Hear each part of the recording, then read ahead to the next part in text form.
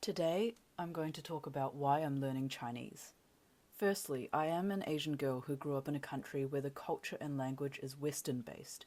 I spoke Chinglish at home, English in school, and also English in every other part of my life. One of the most complex questions I received regularly was, "Where are you from?" I had the face which didn't match what they expected me to look like with my background in language fluency. I often hear, "How long have you been here?" And sometimes, "How is your English so good?" It really makes me question which part of me I identify with more, the environment I've been exposed to my whole life, or my blood, DNA, and life at home with the family. I also have many family members and family friends who can't speak English very well, and there was always a barrier for how interesting our conversations could be, and therefore how close we could get. I wanted to speak Chinese better as a kid, but there was low to zero opportunities to practice, even though I tried learning.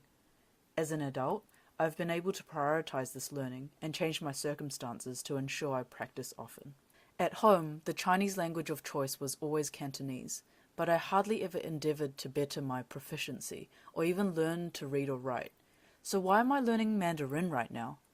Partly because my partner speaks Mandarin, and partly because the other Chinese languages/dialects are becoming less common, but mostly because there are so many resources out there. It's a great gateway to better my Cantonese, and an easier way to learn reading and writing in Chinese. Having so many resources allows for passive learning. I just need to surround myself with Chinese content, follow Chinese speaking social media, read any Chinese sign I walk past, pronounce the words I know on a Chinese food menu, or glance at instruction manuals to build a habit in my brain to recognize these characters. So far, it's going really well, and I'm really enjoying it. Outside of Chinese specifically, I've really come to appreciate the value of being able to think and speak in completely different ways. There are words and phrases that exist in one language and not the other, which makes me feel like I'm a part of a special club that my ancestors understood thousands of years ago, but people who can't speak this language can never fully understand. When using these words or phrases, it's like a love language you can share with strangers, friends, and partners alike. You can bond instantly because you both understand the layers of meaning a few words can hold. For example, "yukgan" in Cantonese means the intense, overwhelming urge to squish or squeeze something incredibly cute. The closest we have in English is probably cute aggression, but that is very colloquial and new.